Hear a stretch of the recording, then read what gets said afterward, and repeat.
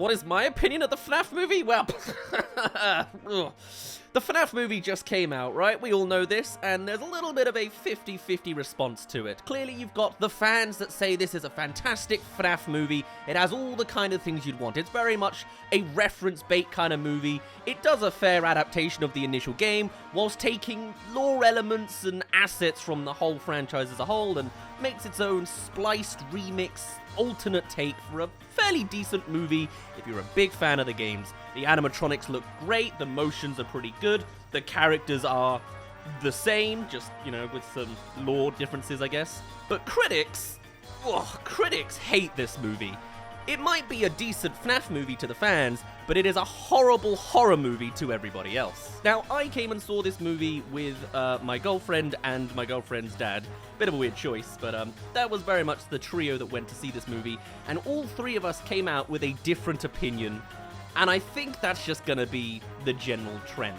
I guess what it really comes down to is, what is the point of a movie to you? If the point of the movie is to just be fun, to just be entertaining, to sort of give you a nice element of fan service that you recognize who's who, and they do a fairly good point of what the beats are supposed to be, yeah, it's an enjoyable movie. The FNAF movie is a great movie to just watch with friends, if you're a fan of the FNAF franchise.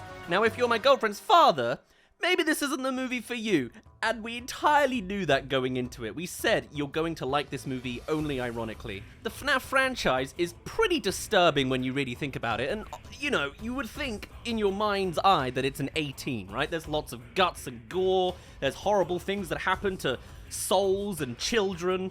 Sometimes, you know, there's a whole element of remnant whereby it's the combination of death and agony, I think, or something like that, like literal agony that you can't get out of.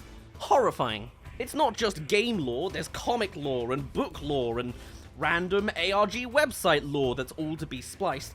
Turning that into a movie is clearly going to be no easy feat. I remember one of the very first criticisms that this movie was getting when the trailers were coming out was the fact that all the animatronics have these big red eyes instead of the tiny little white, ominous ones in the games. And I kind of still have that opinion. Like, I liked that the red eyes came in to showcase, oh, now they're evil, because they're not evil 100% of the time anymore. But I still would have deeply preferred the far scarier little tiny pupils they have. Now, they did bring it back in a kind of a form in two places. There is the Golden Freddy animatronic with the missing ear that goes and grabs Susan? What's her name again? Abby, of course, duh. And also with Springtrap. He's also kind of got the tiny blue eyes, I guess. I would have thought it'd be a lot more interesting if they didn't have the damn red eyes. But sure, fine. The movie's going to take some creative liberties. Let's say we'll allow it to a certain extent, right? There are a lot of hoops that I imagine the FNAF movie wants to jump into. Obviously, when you play the games, you're just swinging your head back and forth the whole time, looking down at a computer and left and right to the lights and the doors. You can't adapt that for a movie, so clearly, that's not what they were going to do. I'm fine with all that. That's absolutely fine. Is it a little bit repetitive that it's like night 1, nothing happens. Night 2, nothing happens. Night 3, nothing happens. It happens in the day. Night 4, they're having a party. Night 5, oh, the main villains walked in. Sure, fine. It needs to go 5 nights. It will do its hoops and jumps. But in a lot of the same ways, in the hoops it tried to jump through, a lot of it was really slapped together poorly. Now, I actually covered this movie 2 or 3 years ago. I covered the cancelled FNAF movie because this thing was in development hell, and understandably so. I wouldn't be surprised if this is still the outcome of that same production line, that the script is a spliced rendition of multiple takes, because the movie takes some sharp corners and turns and doesn't fully establish it well. I think the first 2/3 are stupid, but fun and presentable. I think the last third covers the story beats we want. They have all the, it's all the climax elements, but the way they shoehorn every piece together in is really, really funky. I think the only thing they did right was the establishment, maybe, of the springlocks. It was cool that they used animatronics from, say, the books to represent some of that information, since that's not Baby, that is like a specific doll from the books. But there's a lot of things I think they did wrong. I think I am somewhere in the middle of this is a great FNAF movie, and this is a terrible horror movie. It's not a horror movie, it's more of a comedy. They're going for the PG-13-15 age rating, because obviously that's their child demographic, which again, is another hoop they have to hop through, you know? You see kids, or I see kids all the time walking on the street with a giant balloon of Freddy, which is, or like, the purple monster thing. Horrifying, don't know why they're into it, but they are. Clearly they wanted to hop on that demographic, so they kind of had to get rid of all the blood. Is it a shame? Yeah. Is it understandable? Absolutely. But I've got a list of notes here of all these different points I wanted to bring up, so I'm just going to go through them in random order of things I liked and didn't like about the movie, or just things that didn't make a lot of sense, okay? Let's start, for example, the entire plot thread of Garrett, the initial missing child that attaches this whole plotline together. I like the whole adoptive sister element. That's a nice story that they obviously had to introduce instead of having some nameless, voiceless security guard just show up and only learn things in the lore. I was absolutely fine with all of those elements, the angry auntie, the whatever, it was all good. But when you think about it more, and you don't take in like background lore that's in the back of your brain from the last 10 years, they really missed an opportunity with Garrett, you know? They repeat that same damn scene of his kidnapping so many times, and Garrett's spirit, despite being one of the children taken by the main villain and usually turning into an animatronic, does not appear as an animatronic. He doesn't appear in any form. He was just kidnapped for fun out in the middle of the woods. Forget the actual pizzeria that everyone else has taken in. Now, I do know in the lore there is a kid that is killed outside the premises of the pizzeria, like right outside. They then become the puppet. There is no puppet in this movie. There's a balloon boy hint. Maybe he's a cupcake. I don't think so. I think they just removed him. And I think that would have been a real great spiritual way of saying you need to let go of this guy, literally tase him as an animatronic. I don't know. There's clearly something there. That would have been a great extra reveal. Here's 5 kids that are missing. Here's 4 of the animatronics and Golden Freddy. And then, oh, look, the Garrett was taken. He was turned. You know, there's a clear thread line for all these pieces. Missing children became animatronics. My brother is a missing child. Oh my god, there he is, right at the end. Maybe it will come out in a sequel. It's a missed opportunity now anyway. You know what else is very weird, but I understand it. This is probably one of the biggest 50-50 splits. The animatronics are friendly. I know there were so many memes before the movie actually came out of people being like, I'm gonna leave if they say, together we are FNAF. Let's band together and fight the big bad serial killer villain. But it makes sense in the lens of filmmakers trying to jump through a hoop. Kids canonically are meant to love these cuddly characters, and also kids in real life do. So they needed to showcase that they are friendly and lovely around kids, and they could have just shown the pizzeria active, but that takes a lot of effort. Might as well just show that in pixel art instead. Hey, that's a nice reference as well to the mini-games. But in having this new little kid integrate with them nice and they act friendly, makes sense. Oh, but they build a fort. It's wholesome, it's sweet. Why does Bonnie do a Terminator? Why do they fall over and then give a thumbs up? It's stupid. It's fun. It's stupid. Great if you're a FNAF fan and want to see something entertaining. Terrible if you're a horror fan and you want to see horror. But I totally get where it comes from. That friendly thread then turns into a very weird explanation. I guess we'll touch on this a little bit, although I'll probably keep coming back to it. Of where they cram in all the explanations at the end, whereby, in this world, William Afton somehow has influenced these animatronics to do their thing, to kill other people. The answer to how he's influencing them is there's a big smorgasbord of pictures that acts as their coding programming, and removing one in the center with a different one fixes them. That's stupid. I think there is an element of that in some comics where there is a smorgasbord of images, but like, that's bad. That's a bad plot piece that could have been adapted somewhere else. Even the idea of William Afton influencing these robots is kind of strange, but I get it so that they have the friendly and not friendly moments. It needs another draft. I think that is bad both directions. If you're a FNAF fan, that's bad. If you're a horror fan, that's bad. But there's a lot of things in this final art. Like, there's just a part where Vanessa's expositing all the information really quickly, and yeah, we'll get there. But something else that shows up in the climax of the movie that I will point out. I was disappointed by the springlock activating death. Obviously, that is the highlight of the events, I guess, of the movie and the franchise. And obviously, they're not going to showcase a splattering fountain of blood because this is no longer an 18. Fine, sure, they got away with it, great. I don't even mind that you don't see it really happening. What I do mind is that it's not acted well. Matthew Lillard is great, right? He's clearly a fantastic actor. He's giddy to be here, and I don't like his giddiness. Not because I'm uncomfortable and it's creepy, but because I don't think it fits William Afton's character. I always saw him as incredibly intimidating and like stoic. I didn't see him as like, I'm gonna get you later. Zoinks! You know, he was too shaggy and not enough Afton. And specifically in the springlock scene, he dies like a Hollywood star being barraged by bullets, you know? I love that it shows him getting attached one rib at a time. I hate that he goes, out, yeah, like I sound like Scrat. Now apparently in the canon of this movie, it's because they've also attached his throat, and so he can't vocalize. I don't care.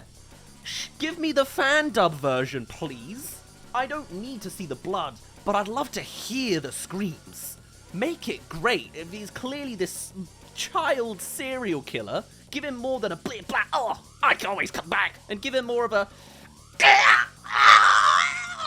you know, give me half a second of that, and then have him muffled behind the rest, you know, going, you know, I want, like, because, like, that's just sound. Does sound give you an 18 rating? If it's not got the sound of blood and muscle, you can get away with it. I really think that could have been like, that was the acting bit I was looking forward to. I think that's like a great audition piece of, hey, you want to be in a horror movie? Give us your most gruesome, blood-curdling screen death. Amazing. That could have been so nice, because everything else is lovely. You know, the animatronics staring down, him entirely circled, them dragging him away. But I just wish he wasn't shot such like a bear. Oh, my left rib. Oh, my right rib. You know, he just kind of becomes a cartoon character, and not in a good way. Is that a weird... I don't know if this is a usual take. Here, I'll even play a clip of how the fan dub sounds. It is kind of gross, so like, if you're sensitive, sorry, you're watching a FNAF movie video. Here's just like an extract of it. This sounds amazing.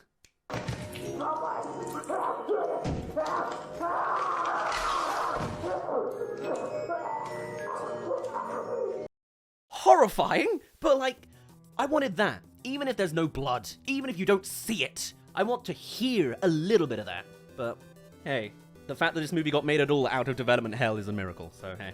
Oh, and Daz from the future here, just popping in at the halfway mark to say, come subscribe if you haven't already. If you're up for movie criticisms, terrible movie breakdowns, cancelled production details, or many of the other things I'm working on, we recently released a video about Digital Circus, which is doing well, so we might make more of those as well. Come and join us if you'd like to see more. Anyway, that's enough from me. Back to me rambling randomly about the FNAF movie, improv style. Here you go.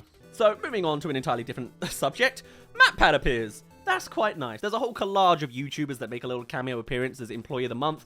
I love that MatPat's in the movie.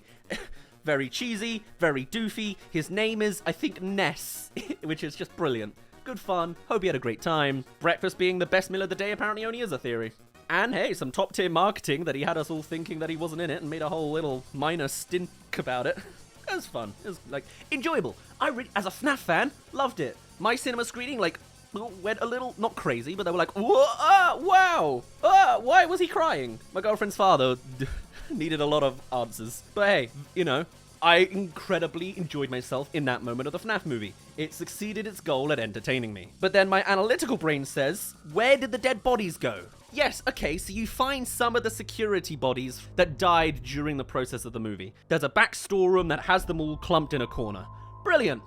Why is it that Max, the character that gets bitten in half from the top up, is only visible from the top up? Shouldn't that be the part that's missing? And similarly, I guess you just really have to expand your belief here. I guess it kind of works with the games as well, but the bodies of the children that are kidnapped and killed are in the animatronics, right? We kind of know this.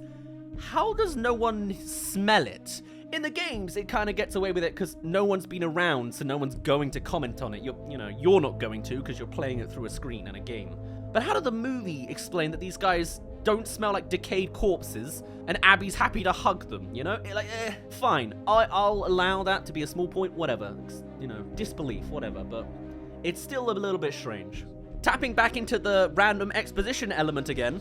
I'm going through these notes in chronological order that I wrote them, so it's a bit skew-if. Oh well. Why is it that only on the 5th night does the serial killer murderer Michael Afton follow up and try to kill Mike Schmidt? He has a whole micro element that's like, oh my god, he recognized his surname when he read Mike Schmidt, because that is the surname of the kid that he killed 20 years ago, I guess.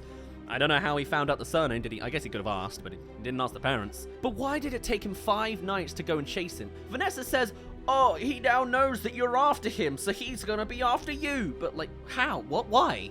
Who went to... I imagine there are probably deleted scenes that maybe make this make more sense. I don't know. I do know that there is at least some content in regards to Max going out of the car to go to the pizzeria and then getting bitten in half. But we're not going to learn anything about that until after the strikes. But, interesting. This could be a classic case of cut content just makes the final product look a bit weird. Speaking of a little bit weird, this movie does not follow all of the lore of the books, the comics, and the games, and I'm fine with that. There are people that are like, this is not FNAF enough, it doesn't have the lore that I wanted. Shut up, this is a movie, it's always going to reboot and remix. In this version of the world, Vanessa is the daughter to Michael Afton, which is interesting. Obviously, Vanessa wasn't invented back in FNAF 1 days, so let them remix whatever they want to. I've seen some people trying to reconcile the idea that Mike is also William Afton's son. I don't think so. I think Schmidt is just connected to the kid before.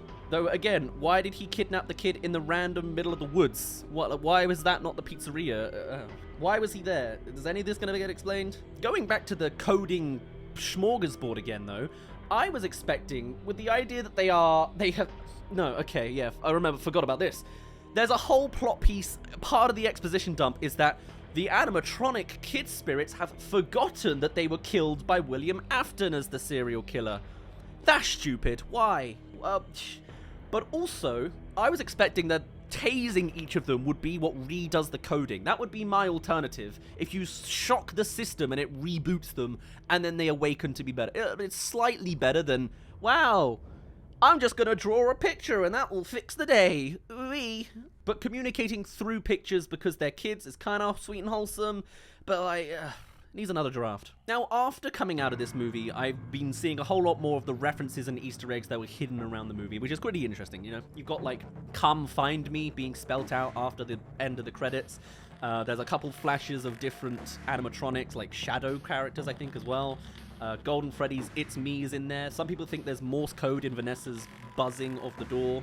So maybe this point's going to become a moot point, but while I was watching it, I felt like there was not enough FNAF references.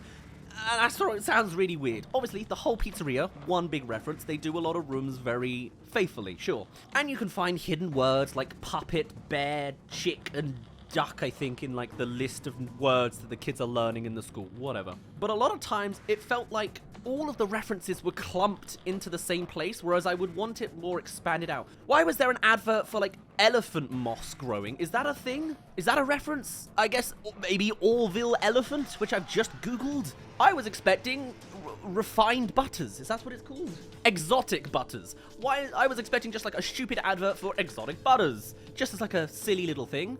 Maybe I'm spoiled because I'm imagining this movie to be filled like the Mario movie in level of references, and obviously that's an easier medium to do that with because it's animation, but I felt like a lot of times it was just, oh, here's a whole poster full of images you can recognize. Was William Afton ever even in purple? He was never even the purple guy. Where was Phone Guy? Just people talked on the phone vaguely. That's a shame. I want more references that weren't just the basic, but maybe they'll just come out in the trilogy. What do I know? There's so many assets and things they could have played with. The kid does go in the ball pit. That's nice. And there's technically time travel. Sure. I did like the spiritual element, though. The idea that Mike is able to communicate with the spirits of the children. That's really, really cool. Also, the actor for Golden Freddy is immaculate. That was a solid acting piece. Can't say the same for everybody. Again, I still think William Afton just was directed weirdly. Josh Hutcherson is brilliant as Mike. He really nailed the role. What was Vanessa doing? Vanessa was off a lot of times. Like, the animatronics, brilliant, but I think that kind of goes without saying. It took me a good long while to realize that the broken Freddy is Golden Freddy, and you only get the hint because the kid says, "No, I'm not Freddy," you know, but like, that's cool, I guess. I feel like I would have preferred it if we saw him drooped and dangled to really get a bit more closer to that image, but which it's fine, it's a minor thing. Actually, going back to like, sometimes the directing was weird, the filming, the cinematography was 50-50. Sometimes there'd be really good bits, and sometimes there'd be really bad bits. I liked when Mike would fall asleep and the lights went warm and then he cuts to the woods. That's nice. There were times when like the taxi driver gets like the joke of, why do I always get the weird ones, and it cuts away too quickly, whereas I think they could have, I feel like they lost the momentum of that joke because of how they cut it. Sometimes the CGI was really, really bad. I've heard some people compliment the bite of 87 with Max getting bitten in half in a shadow silhouette. The idea of it being shadow silhouette, lovely, fine, great censorship. The actual motion of it is, you cannot tell me this is good. She like jumps up and the whole top half disappears in the throat. Like, yeah, suspend your disbelief, but this is bad, people. It's great as a reference. There's just the weird screaming guy in the corner's missing, but this is bad. Similarly, how like the guy dies in the cupboard, and you don't understand how he doesn't do anything to self-defend. Like, I would have expected him to get like kick Bonnie back. Makes me think of Willy's Wonderland. You seen that? The clip of like Nicolas Cage against the gorilla is how I imagined there should be something. Instead, it just seems like being in the vicinity randomly kills him, and then Bonnie comes out completely bloodless. There's blood on the door. Bonnie's bloodless. It's like the animatronics just like float up and levitate and go, and then you're dead just for being around it. I don't know how they would adapt it because it looked weird in Willy's Wonderland too, but ugh, oof. Oh, here's a big one. I've seen people compliment this and I disagree. The Foxy kill. I dislike it. It's lovely that they readapted that element where Foxy's at the far end of the hallway and he comes and gets you. Brilliant. But you know what was scary about that in the first FNAF movie? What's scary is you don't see any of the animatronics really moving in all of their different camera angles, except when Foxy is physically running down the hallway, and it's so fast that you can't react to it. You know? It's the half a second of they're at your door. In this version, Foxy's at the far end, and then it blacks out, and they come right up in your face. No! I don't want it teleporting. Show it running. I know it took like 6 or 7 people to manipulate it in its full form, but show the damn animatronic running, even if it's CGI and it's shown from the camera angle. Literally just recreate the camera angle. Like so it's low quality CCTV footage and it's clearly CGI, but like you can get away with it with the hidden filters. Because that's what was scary. It was like, oh, it's coming, as opposed to, oh, it's here. I think that was a massive missed opportunity. Oh, also, I just remembered, also, Mike survives that Foxy fight for some reason. The exit's shut, he screams, and then he shows up in the morning. He's beaten up slightly, you know, like, God, why? And also, another thing that I just remembered, the dead mother, auntie, whatever, she's killed by Golden Freddy in Mike's house. No police investigation needed. There's no follow-up. Why is there a corpse here? They never clean it. Mike's never put in jail. There's just doesn't matter anyway. Just who knows where that went. This movie's great for its references, but it just doesn't follow through on logic, even with FNAF lore logic involved. But the lighting's great.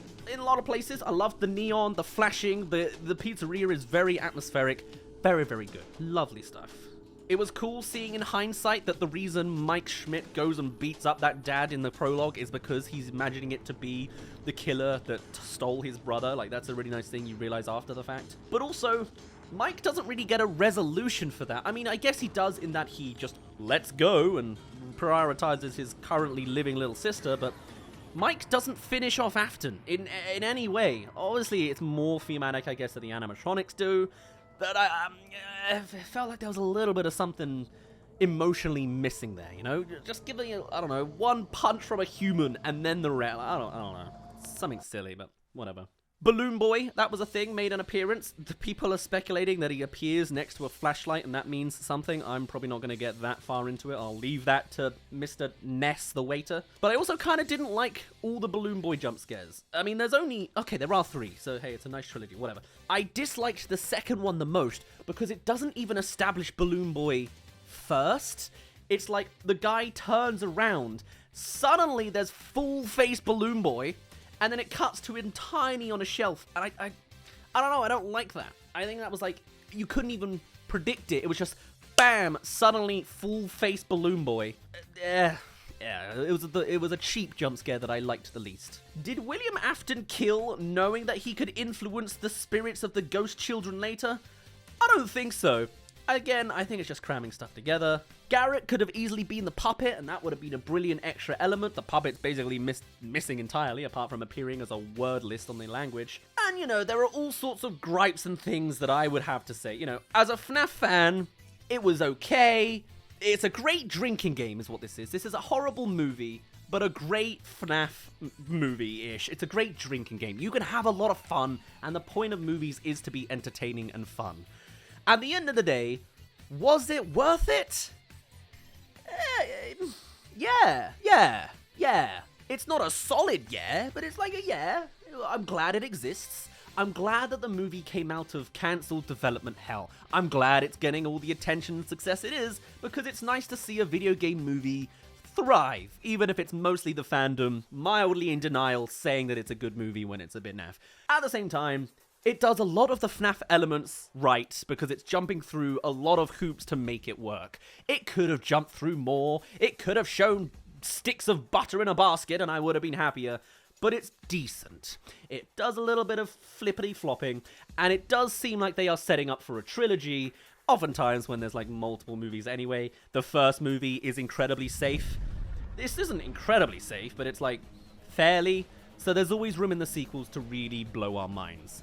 We'll see. When I came to the movie with my girlfriend and my girlfriend's father didn't understand a lot of it. He had a lot of questions, very confused, but he knew he was coming into this to enjoy it ironically. And he says he enjoyed it very ironically. He said it was awful, he has a lot of questions, most of them I've kind of brought up myself. Understandable. I'm not surprised if there's a bunch of 1-star reviews from parents only just understanding what their kids are into. That's their fault, and that's just stupid parents, whatever. My girlfriend was highly entertained by the movie. She as well was like, this doesn't make sense, this is stupid, this is weird, but I don't care, they were fun, entertaining, I'm glad I watched it. That was her take. And I think, am somewhere in the middle. As both a FNAF fan and a movie critic, I can see the criticisms that are bad for the movie, I can see the adorations that are great for a FNAF fan, and I can see some criticisms as a FNAF fan, and some positives as a film critic. There's something mixing in the middle, and I'm not surprised there's a big divide between critic and fan opinions. I just hope it gets better if they make more. This franchise is gonna do amazing. I mean, it's being held up so well. There's a lot of hype around it. It came out in time for Halloween, which is a miracle that it came out at all. I could watch it again, but I'd much rather be doing it with a party of people my age and with drinks in hand the entire time. Is this the terrible FNAF movie? I think I might keep that up to you. I'm gonna keep that question mark in the title. It is a terrible movie. It's a FNAF movie. Is it a terrible FNAF movie? It's up for debate. But on that note, I think I will end it off here. I'd love to hear your thoughts on what you think the FNAF movie's like. I've heard some people murmuring about it over on our Discord server, so I'd love to hear more of your opinions. I wouldn't be surprised if it's split 50-50 with you guys as well. I'm curious, actually, how my audience would take it. And tell me your history, if you're a really big FNAF fan or you're just seeing it on the side and think it's awful. All opinions are valid here, as long as you're not harassing anybody else. But I think that goes without saying. Anyway, I'm gonna end it off here. For now, my name's been Daz, you didn't really care, and I'll see you in a bit.